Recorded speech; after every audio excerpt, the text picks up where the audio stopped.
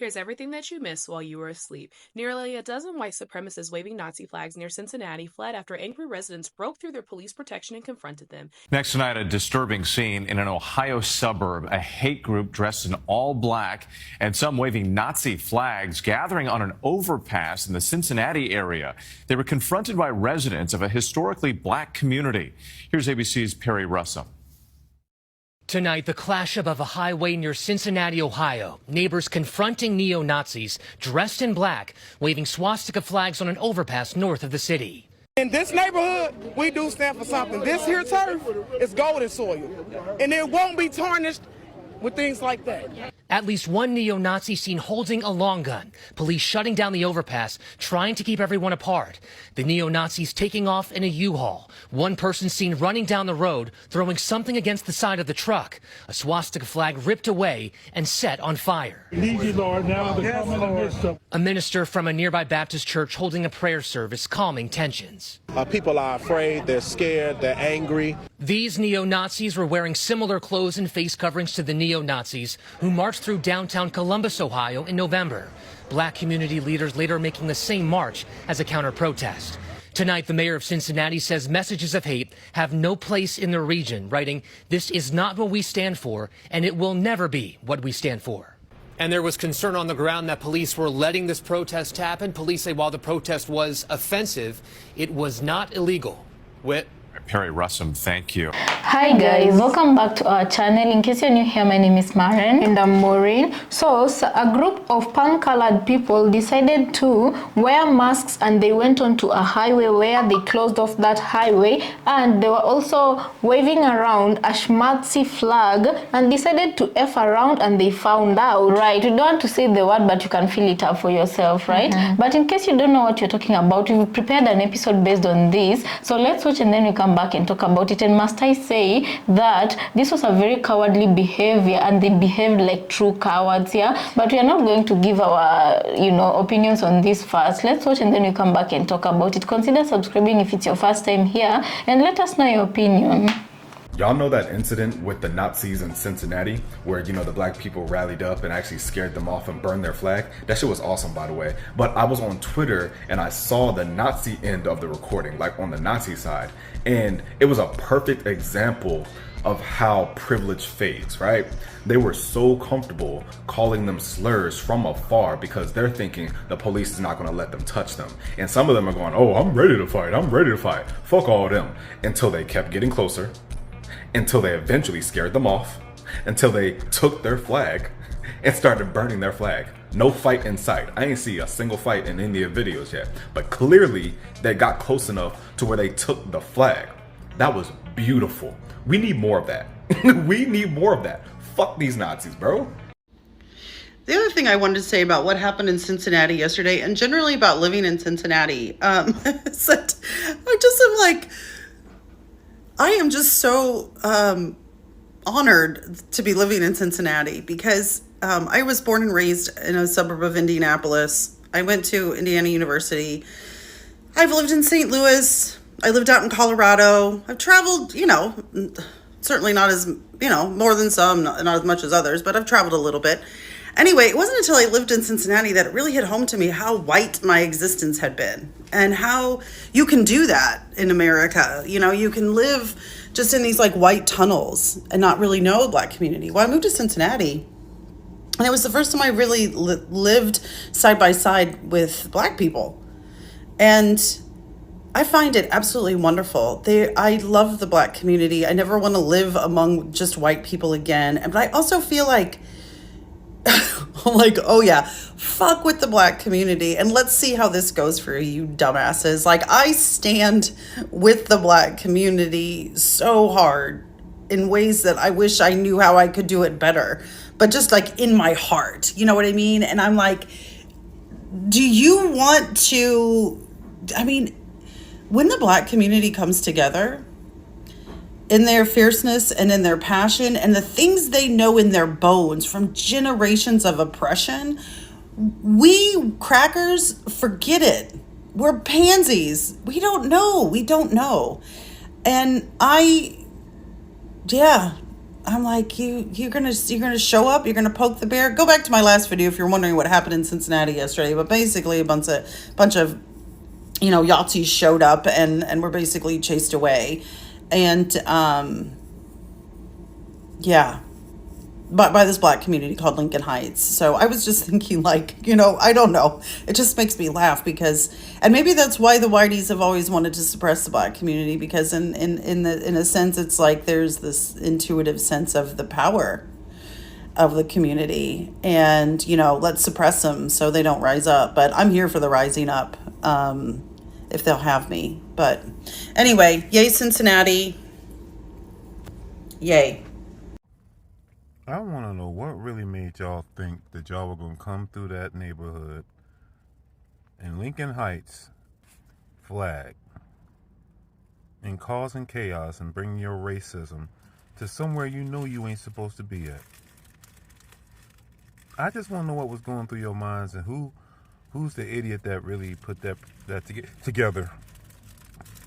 And because that there could have been way more of a massacre than anticipated.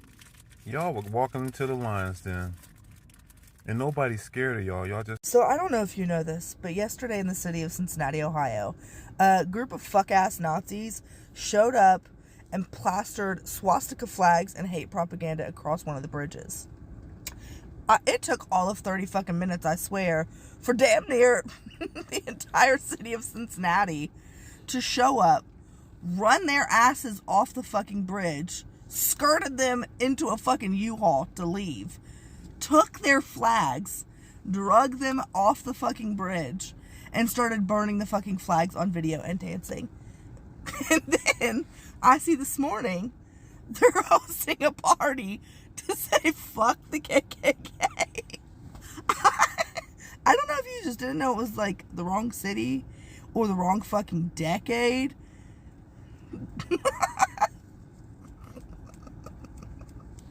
So many people in the comments are giving love to Cincinnati, and rightfully so, because they just set the standard. Cincinnati stood on business. They are showing the country that is exactly how you deal with that particular issue. A lot of people was talking about what happened in Cincinnati, Ohio.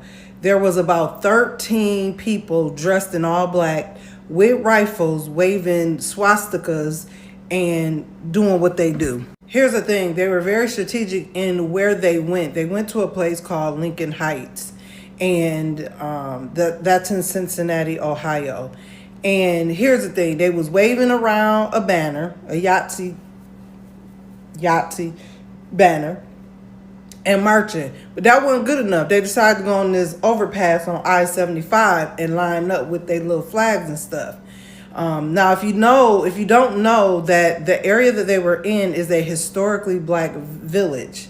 And let me just give y'all some history on it. So basically, it was founded like in the 1920s as a suburb for black and brown owners. And it was the first African-American led self-governing community. And it was north of the Mason-Dixon line. This is exactly where these people with the flags and all of that started doing their yaya. To this day, it remains 95% of African-Americans. Here's the thing. The people in our community was like, wait, what? The people in our community was not having it. So they proceeds to go find a truck that they believe belonged to one of the 13 people that were dressed in all black showing out. And they went to the Jeep, slashed the tires, broke the windows, was burning the flag. I mean, they was like, what's up? People in the community was like, we standing up. Y'all not finna come over here with that. This is not the generation. Ooh! And this is what people have been talking about. This is the spirit. This is the spirit of a certain individual who every time you pop your head up and you decide to be a biggie wig, a head honcho, elect over the country, all of a sudden we start hearing and seeing mess like this pop off. It makes you wonder. Now I'm going to say this. Y'all not gonna like what I'm about to say, but I'm gonna just go ahead and say it. Just so y'all know, get ready, because this is already starting. There is a spirit in the land. The Bible says in the last days, One of the actual seals, one of the horse comes on its rider. I'm paraphrasing the scripture, by the way. And one of them symbolizes taking peace from the earth. But y'all not trying to hear that though. There is a sense of chaos that is trying to sit in this country, a specific spirit of chaos, chaotic foolery. And even though that happened in Cincinnati, Ohio, I believe if that happens in the wrong area, in the wrong place, it's going to go left, because it is the spirit that has been unleashed. It's part of that witchcraft spirit that I've been telling y'all about, manipulation, to implement certain demonic things on a lot of different people. That's all I can say. People don't realize is hatred for anybody is a spirit. It dwells in the spirit of anger. It dwells in so many other spirits that's wrapped into that. People just don't hate just because they're mean. It's invoked by a demonic entity, a demonic spirit. And the more as this year escalate, there is spirit of chaos stemming from the witchcraft spirit to manipulate certain scenarios in this country. I believe that if I don't know the people that's in Lincoln Heights, but they handled that well. But that could have went a whole nother way. We are going to see a lot more of these things taking place. I can't go into detail like I really want to. I think those who get it. Those who don't, oh well, just slip. Bye. Scrolling is your best friend. When the Bible says wars and rumors of wars, it wasn't just speaking of nations against nation. You have to understand the Bible says nation will rise against nation. What do y'all think wars and rumors of wars mean? Catch it! I think it's weird that it happened this week, and I think it's weird that this week is getting ready to be that Super Bowl. I'm telling y'all, there's something getting ready to be unleashed in the spirit realm concerning a lot of different things for this country and in this earth. Pay attention right after the Super Bowl. I'm telling y'all now, right after that happens, y'all will begin to see the chaos and the ripple effect from whatever ritual, whatever spiritual, demonic, wiki, whatever they got going on, because that's whatever they got going on, we are going to see it manifest in the land. The amount of videos that I've been seeing on my TikTok of people saying how proud they are of Cincinnati, or how great it feels to be from a town that actually stands on business. It just reminds me, not of this particular incident, but the way I learned how to spell Cincinnati. And this is completely a side note. But does anybody remember the movie Babes in Toyland? Okay, this has nothing to do, and I'm not, this is completely different than what that topic is, but it's how I learned how to spell Cincinnati. Babes in Toyland had an entire scene where they sang, I come from Cincinnati, Cincinnati, the best place in Ohio, Ohio, USA. At first they called it Cincy, but they named it Cincinnati. They named it Cincinnati, so they say. The girls are pretty, pretty in this pretty little city. The fellows are the finest boys I've seen. Something like this, okay? Let me tell you, I'm so happy that I remember how to spell this because of this actual song, and so proud of what I'm seeing on all of these TikToks today, because stand on business, Cincinnati. So guys, welcome back. Let us know what you think about that episode you just played. I feel like for some reason this was like some sort of test drive that these people were doing, because these extremist groups, I feel like, should they have been successful, there are other people out there who think alike, who think like them. If this was successful, they would have replicated this same behavior to other parts of the country, only that they were unsuccessful in these ones, and it just shows how much of big cowards they are. And then another thing, I feel like I'm really proud of Black American for what they did in Cincinnati, for what they did.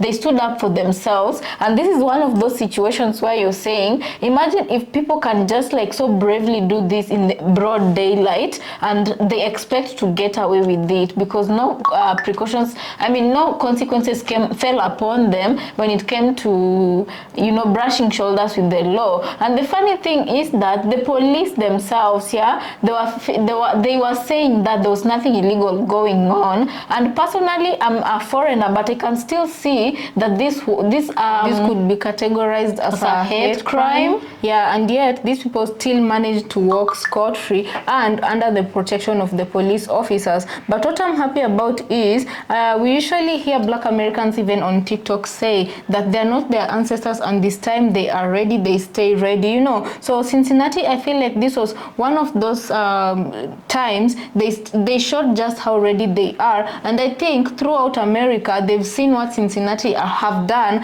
And this time, oh my God, sometimes when they say Black people are strong, white people should believe them. And I think this demonstrated it.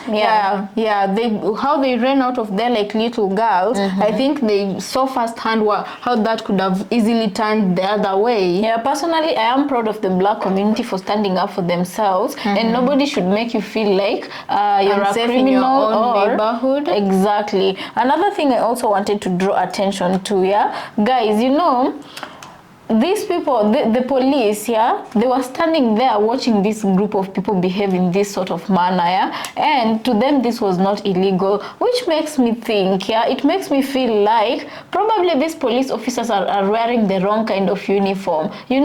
This is because you can find that someone in that police group was feeling the same way this crowd of, palm-colored people were feeling. Maybe if they weren't cops, they could be amongst those people who are marching, because wrong is wrong, and you should be able to de-escalate a situation like this that might potentially lead to bad results, And as Maureen said, I feel like these people are very mistaken. The way such situations used to be handled in the 70s, 90s is not the same way they are handled right now. Right now, Black America has rights, and they're very well going to stand on those rights when they defend themselves. And right now, it's not just the palm population that carries pew-pews, So if you're effing around, you're definitely going to find what you're looking for, Right. So guys, let us know what you think about this episode, and also consider subscribing if you're new to our channel, and we'll see you on our next episode.